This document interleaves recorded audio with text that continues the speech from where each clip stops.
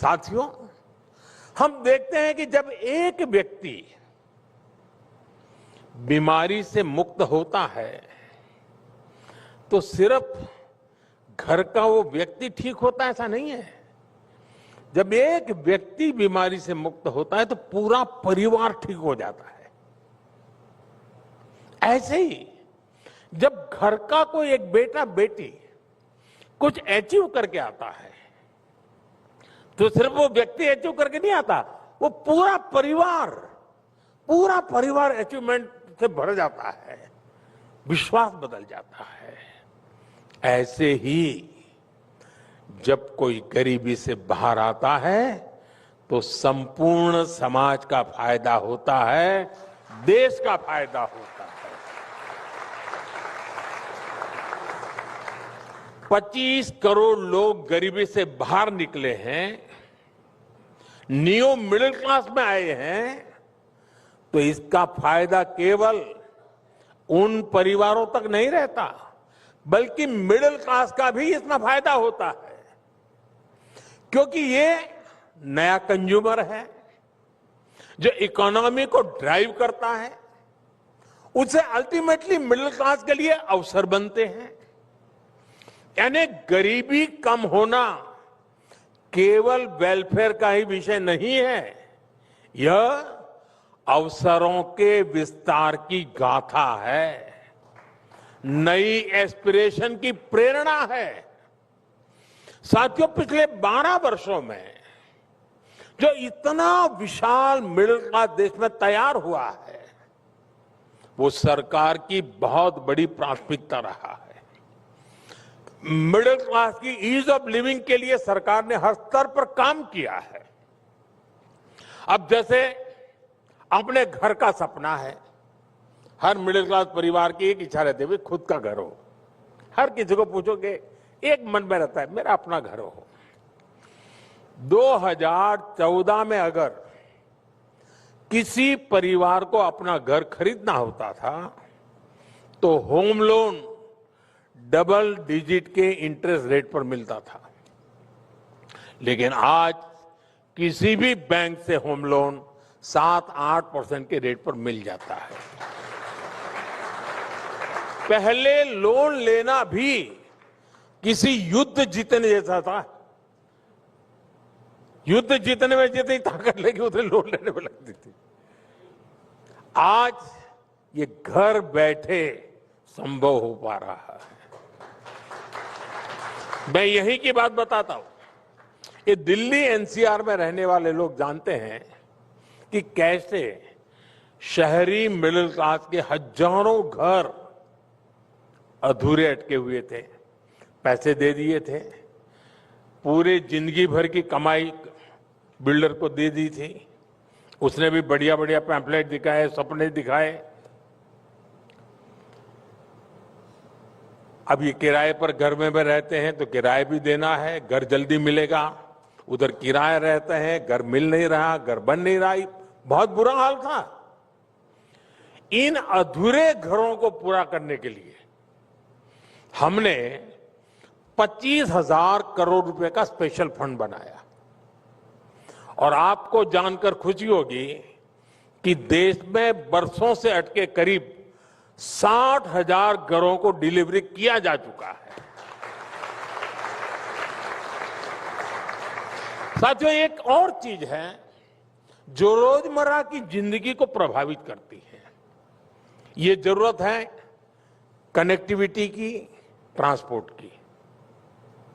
आज आप social media में देखिए, दुनिया भर से जो भी टूरिस्ट आता है, भारत आता है, वो हमारे मेट्रो सिस्टम को देखकर हैरान रह जाता है।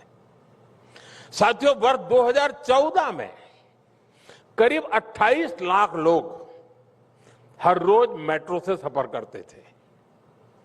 आज करीब 1,28,00,000 लोग हर रोज मेट्रो से सफर कर रहे हैं।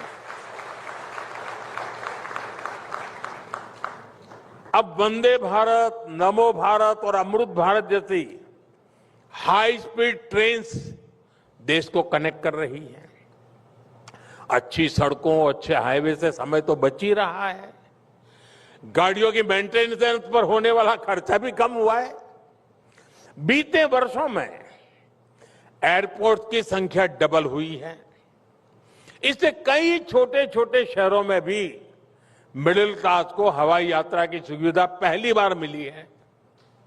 साथियों, पिछले 12 साल मिडिल क्लास के लिए कमाई के साथ साथ बचत के भी रहे हैं।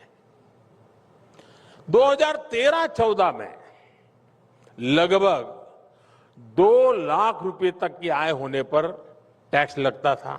आप सबको वो नसीब रहा होगा। और ये टैक्स मिडिल क्लास देता रहता था।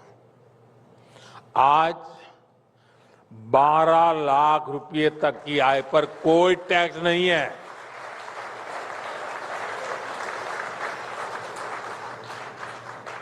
यानी टैक्स फ्री इनकम कई गुना बढ़ गई है। साथियों, जीएसटी रिफॉर्म के कारण भी मिडिल क्लास को बहुत सुविधा हुई है। टैक्स फाइलिंग का समय और खर्चा भी बच गया है, क्योंकि ये बहुत ही आसान हो गया है। घर बैठे ही आईटीआर फाइल हो रहे हैं। अगर कोई सेटलमेंट का इश्यू है तो फेसलेस हो रहा है। साथियों, मिडिल क्लास परिवारों में एक बड़ा खर्चा डायबिटीज या ऐसी लाइफस्टाइल से जुड़े इलाज का भी रहता है। जन औषधि केंद्रों पर 80% डिस्काउंट पर ऐसी दवाएं मिल रही है।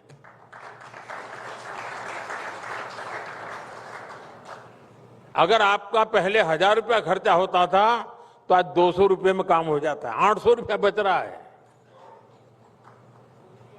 और इससे बीते वर्षों में करीब 40,000 करोड़ रुपए की बचत देश के अनेक परिवारों की हुई है।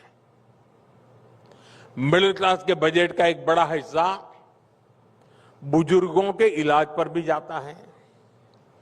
आज 70 वर्ष से ऊपर के हर नागरिक के लिए 5 लाख रुपए तक का मुफ्त इलाज उपलब्ध है। साथियों, एक सामान्य स्वभाव है कि जब कोई सुविधा लगातार मिलती है तो इंसान पहले की परेशानी भूल जाता है।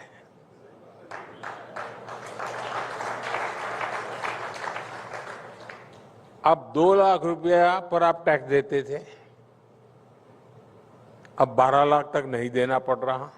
लेकिन जब मैं कहूं तब ताली बजती है।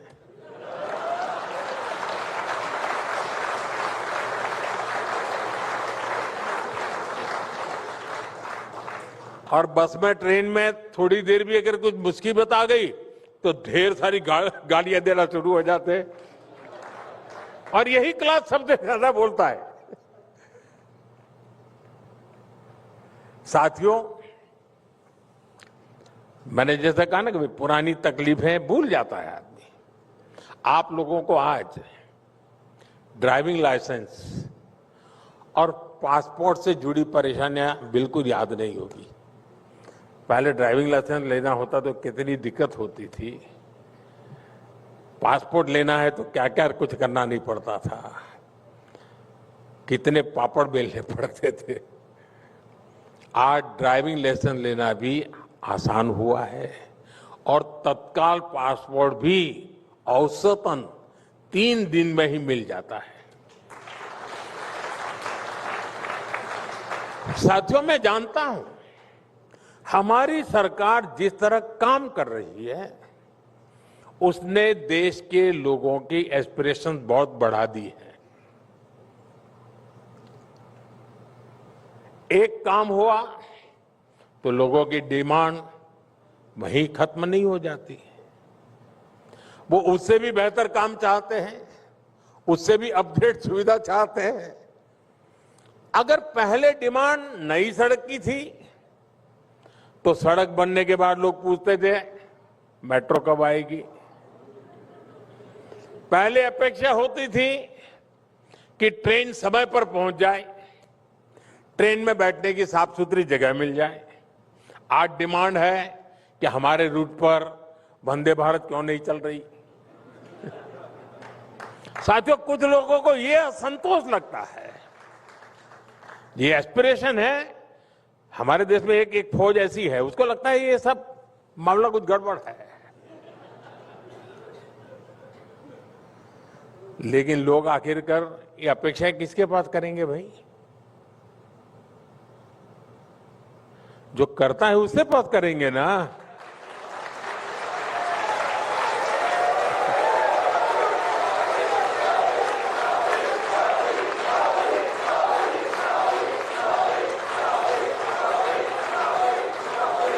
सामान्य लोग भी नहीं, पूरी कांग्रेस पार्टी कहती है कि जरा मोदी जी ये हो जाना चाहिए, होना चाहिए, कहते रहते ना।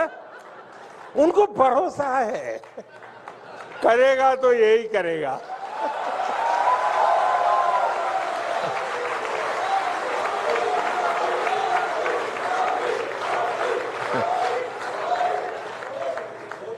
साथियों, एस्पिरेशंस वही होती हैं जहां लोगों को लगता है कि सपने पूरे हो सकते हैं। और भारत के युवाओं की, भारत के गरीब और मिडिल क्लास की यही एस्पिरेशन है। आज भाजपा एनडीए सरकारों की ऊर्जा बनी हुई है।